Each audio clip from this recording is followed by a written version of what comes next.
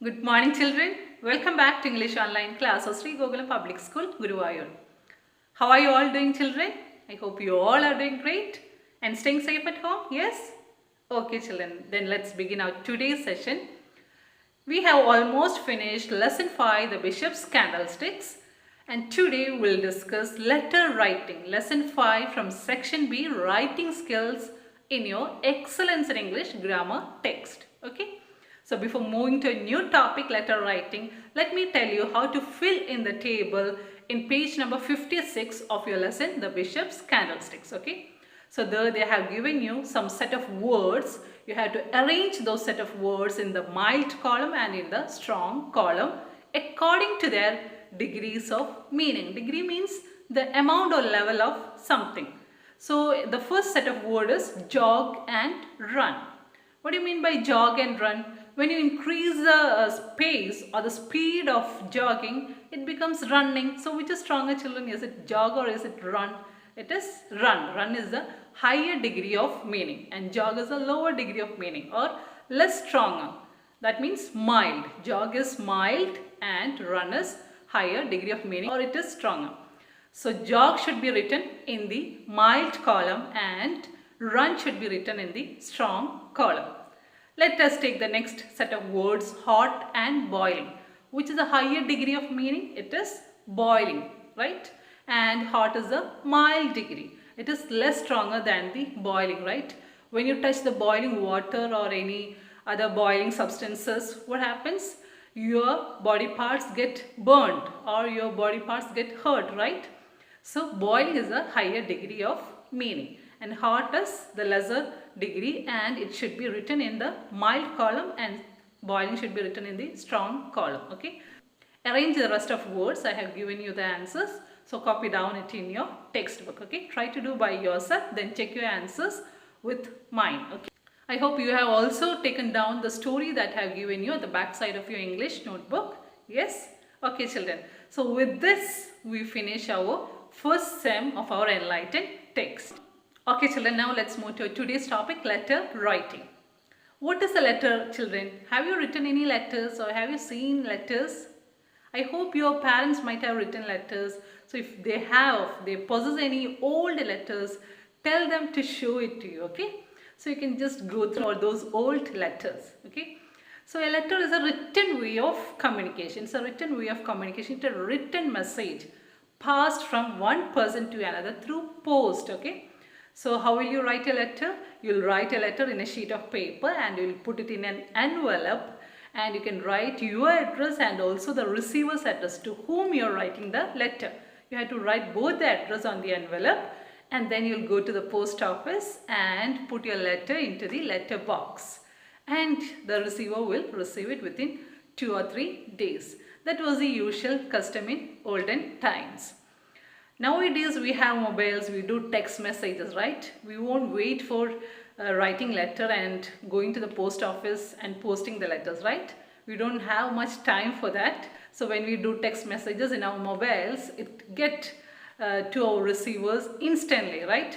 It won't take time, it will reach to the receiver within seconds. So why do we need to go to the post office, right? Now we have two types of letters. Informal letter and formal letter. Informal letter can also be called as friendly letter or personal letter. Informal letter is written to our dear ones, to our parents, to our siblings, to our relatives, to our dearest friends. Okay. Informal letters or friendly letters or personal letters are written to our dear ones, to those who we are familiar with, to those we are in close connection with, to those we are in intimacy with, okay? We write informal letters or personal letters to our dear ones, okay? Now, formal letters is used for business purpose or for some professional purposes, okay? It is written to any government departments, to any government officers or any other officers, or it is written to principal, or it is written to teachers. All these letters form part of formal letters, okay? Official letters. But today we will study informal letter or friendly letter or personal letter, okay? Now, informal letter, it is written in a personal tone, in an emotional tone, because we are writing to our dear ones We are not writing to any government departments, so we don't need to be so official or so formal. We can write in a friendly tone. Okay. Now let's see the format of a friendly letter. How do we approach an informal letter? Okay. First you write your address. Sender's address should be written at the top, near to the margin. Okay. You have to write your own address, the person who is writing the letter. First you have to write the sender's address. That is the first point. Now the second point, leave a line after the sender's address and then you can write the date. For example, today's date is 6th November 2020. Suppose you are writing letter on this day, you are writing today, so you can give the date 6th November 2020. After writing the date, leave a space and then give the salutation. How do you address your dear ones? You can say dear father, dear mother, dear brother, dear sister, or dear friend, or dear Rohit. If your friend's name is Rohit, you can write dear Rohit. Okay. So when you're writing to your dear ones, you can start with dear and write their names. Okay. Next, you can write the body of the letter or the message of the letter. The body of the message of the letter is divided into 3 parts. First you can give an introduction, then you can write the purpose of your letter, then you can give a conclusion to your letter. After giving the conclusion, how can you close the letter? Give a subscription, or it is also called complimentary close. For example, yours lovingly, or with best wishes, yours affectionately. Then you can write your name and put the signature. So that's the format of a friendly letter. So which all are the 6 points? First you write your address, the sender's address, then leave a line and you will write the date. Okay, how will you write the date?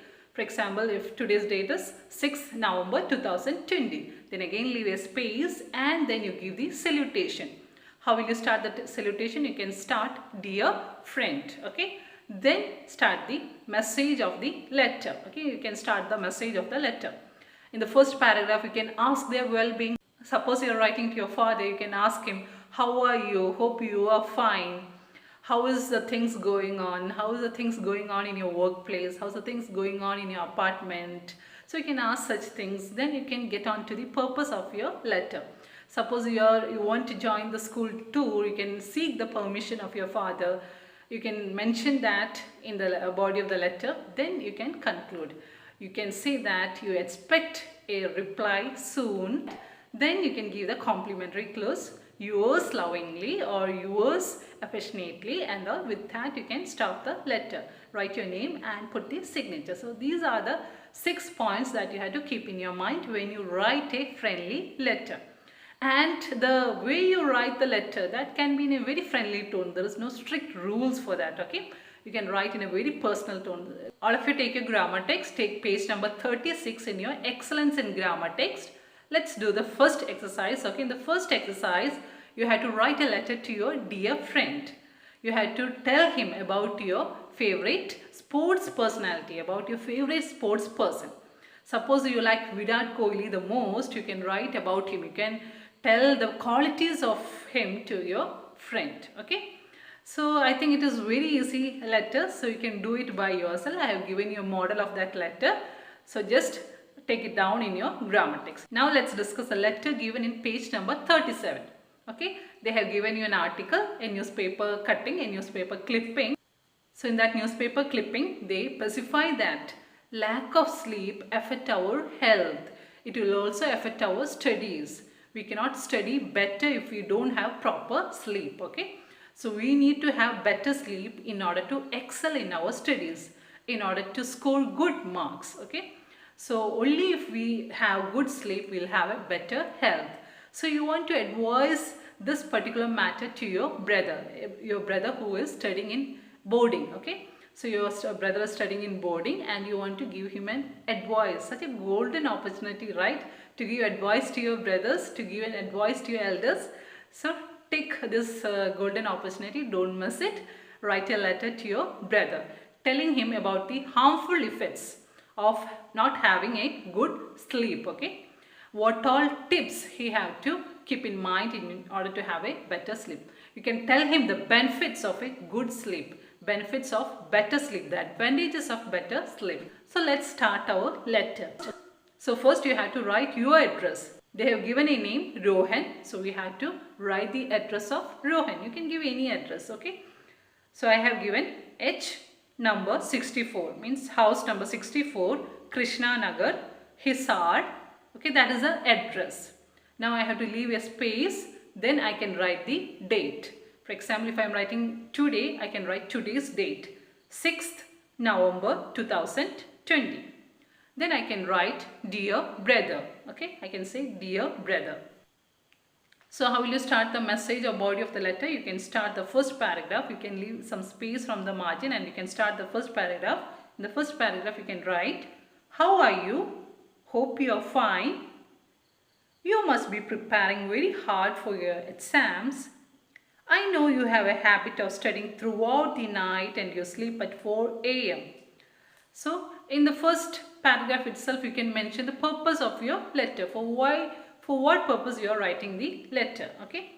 Then in the second paragraph you can say, today I have read in the newspaper that for good results we should follow a good sleep pattern.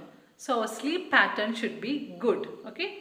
Only then we can have or we can excel in our studies. We can perform well in our studies. Each student should get minimum 7 to 8 hours of sleep. Okay. Then children who sleep well do extremely well in maths. Learning ability improves with better sleep patterns. So if you have better sleep patterns, you can improve your learning experience. You should sleep early at night and get up early. How should be your sleep pattern? You should sleep early and you should also wake up early in the morning.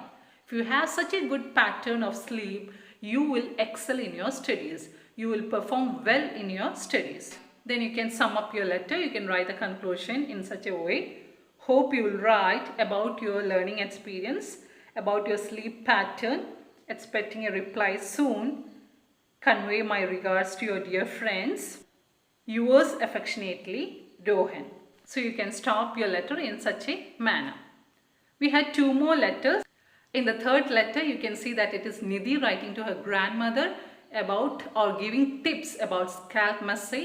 In the fourth message, it is Aravind who is writing to his grandfather, telling his grandfather about the fake medicines that is being sold in the pharmacies. Okay, I have given you a model of these letters. Take it down in your grammar text. I hope you understood today's topic clearly. So children, that's all for today. Let's wind up the session. See you in the next class.